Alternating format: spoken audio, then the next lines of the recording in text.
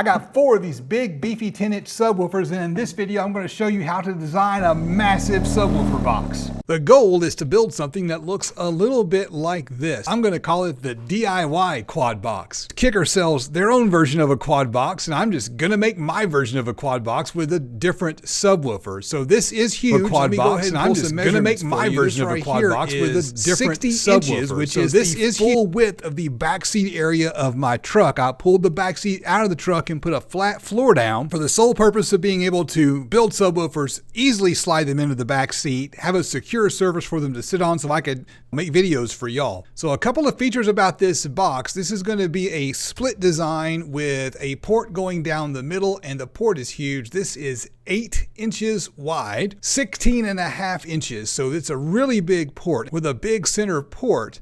Back here beyond the L, you want these ports to be half the size. So this distance here is going to be 4 inches. The game plan is to have a plexiglass window on each side and put some LED backlights in. I've never worked with plexiglass before, and I've never worked with LEDs before, so this is going to be a fun challenge for me. Right here in the middle, I've got a brace, and I don't know if you can see that. Let me see if I can spin it so it's easier for you to look at. So here you go. You can see it a lot better now. So the plan is to make a window brace, but not just any boring window brace. The plan is to make a brace that looks like Kicker's stylized K logo. This looks kind of ugly because I just kind of drew it freehand in SketchUp. I'm using SketchUp in case you're wondering what software this is. Kicker actually sent me a file with some of their logos. When I'm ready to cut this for real, I can cut this on the CNC machine and get a perfect K logo. A very common question that I get, people want to know, when you've got a subwoofer with a port down the middle like this, how do you model this with something like WinISD? You just treat these 2 chambers as if they were 2 completely separate subwoofers. Instead of a big double chamber box with an 8-inch wide port, you want to think about this as 2 single chamber boxes with a big 4-inch wide port. So when you pull up software and model it in software, treat it as 2 smaller boxes that you're going to put together. This is a really big, complicated project, and as projects get bigger and more complex, taking the time up front to plan and design becomes even more important. In order to get the specifications for your enclosure, you need to simulate using some type of software tool. The usual go-to for this is WinISD, but WinISD is about a decade old. It's getting kind of dated, so I went and created my own. I entered the TS parameters for this driver off camera and selected it from the drop-down menu where I've got a few subwoofers that I've worked with here recently. I'll just click use this driver and I'm off and running. We're going to have 2 drivers. We're going to wire the voice coils in parallel. I'm going to try a 3 cubic foot box, and I'm going to try a 34 hertz tuning frequency. And when we do that, the transfer function pops up on the screen. We get quite a bit of gain here at 34 hertz. This gives us a really good idea of what our frequency response is going to look like. Every time I model one of these CompQ subwoofers, I get this peaky output. My F3 is 28 hertz. We can bring the tuning frequency down lower and change the shape of that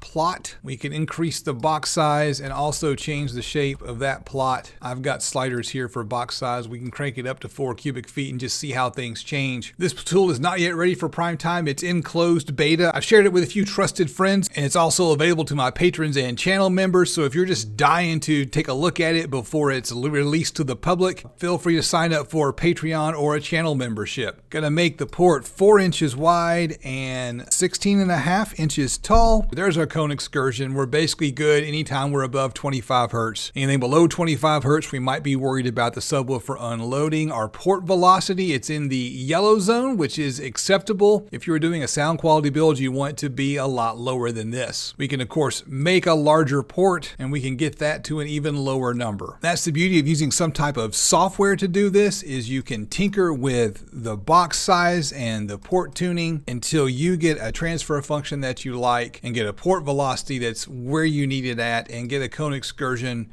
under control. And of course, the interface is much better than WinISD's interface. That's all very useful because it helps us understand the performance of our enclosure. What we really need to know is how to build the enclosure. What you need is a set of plans, and I'm also beta testing a tool for plans. So let's say we want to make our subwoofer 28.75 inches wide, and we want it to be 20 inches tall, and we know that it has to have some depth, and we don't know what depth we need, but we know we can't go more than 40 inches deep. deep, and we're going to go with a 4-inch port and 4 cubic feet. The subwoofers themselves will take up some space. It's hard to know exactly how much. We want to tune it for 34 hertz. We want to use 3/4 inch thick material. We want to double up the baffle. For this particular design, I want to use basic plans that don't require someone own a router. We can look up the specs for the mounting depth of the subwoofer, the cutout diameter, and the outside diameter, and lay them out in rows side by side. And I like to stagger them sometimes just to make it look more interesting. From there, we get this nice 3-dimensional representation that will give us an idea of what the box is going to look like. This doesn't look much like the box that I originally showed you back at the beginning of the video. That's because while I was thinking about how I'm going to actually build this box, I had to think about how I'm going to maneuver this big heavy thing and actually get it in the vehicle. I don't have any help for that kind of thing. I made the executive decision to just turn it into 2 boxes instead of one giant box. It shouldn't make any meaningful difference in the performance. And that's going to give us a set of plans. I'm going to pop over to SketchUp and I'm going to draw these out for you to show you kind of how these things are going to go together. For a simple enclosure, the plans that I just showed you would get the job done. You don't need to pop into a 3D modeling software like SketchUp. Honestly, I only use SketchUp because it looks better on camera. But I do want to show you a couple of design principles that I always try to stick to. My goal is to make as many of the parts the same dimension as possible. For example, the back of the box is 28.75 inches, and the top and the bottom of the box are also 28.75 inches. So there are 2 things here that I recommend when designing a box. Thing number 1 is you focus on common dimension so you don't have to keep resetting the table saw. No matter what tool that you use, every time you reset the tool, you introduce the possibility for an error. The other thing that I like to do is I like to round everything to the nearest 1/4 inch. That way when you're actually doing the work, you're not trying to round 0.65 inches to the nearest 1/16 of an inch. When you're out there doing the cuts, you need to focus on doing the cuts and not waste brain power on math. You make the math easier out in the workshop by making the math easier here now. Another thing that I like to do is I like to design the port and the brace so that they go well together. What do I mean by that? So the first wall of my port is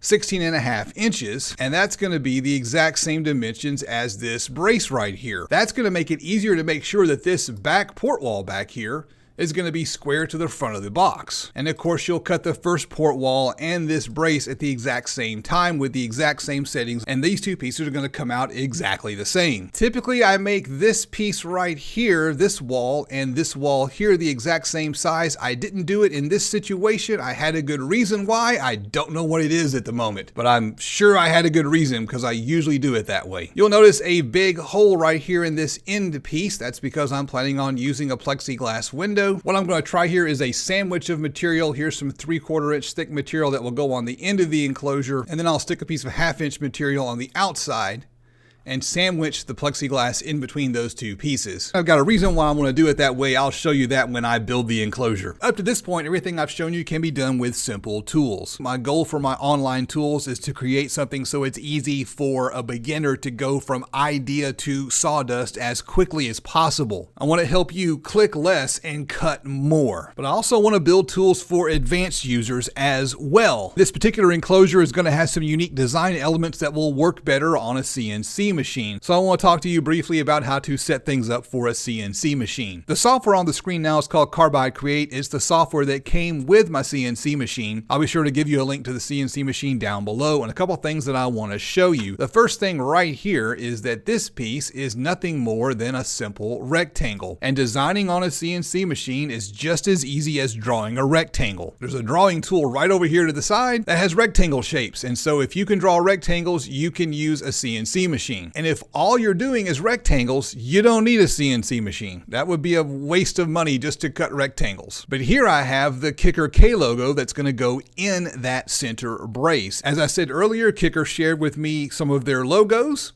And so I'm just going to take their logo file and just drag it right into the CNC machine software and then resize it so I'll have a perfectly scaled Kicker logo. The big challenge with cutting it on a CNC machine is going to come right here in these corners where the angle is going to be tighter than the 1/4 inch bit that I used to cut it out with. Other than that, it's going to cut out flawless once it's set up on the machine. The way the machine works is that you draw the shapes and then you set up toolpaths. Here I'm in the toolpath menu and I want to click on the first grouping grouping of toolpaths, which is going to cut out those Ks. And what we do for those is we choose an inside offset direction. And what that's going to do is cut a hole. You use the inside direction to cut holes. If you want a 6-inch hole, you draw a 6-inch circle and you do an inside cut and you'll get a 6-inch circle. To cut the parts out, you use an outside or a right offset, and what that'll do is cut out a part. So if you wanted a 12 by 12 part cut out, you just draw a 12 by 12 rectangle, set this to outside, and it will cut the outside of a 12 by 12 rectangle. But again, if all you're doing is cutting rectangles, you wouldn't want to waste time and money on a CNC machine. Where the CNC machine really shines is something like this. What I've got right here is the top view of the enclosure, and the stuff that's all outlined in red is a 1/4 inch deep cut. The machine's going to remove a 1/4 inch thickness of material. So around the outside edge, I'm going to have a 1/4 inch rabbet.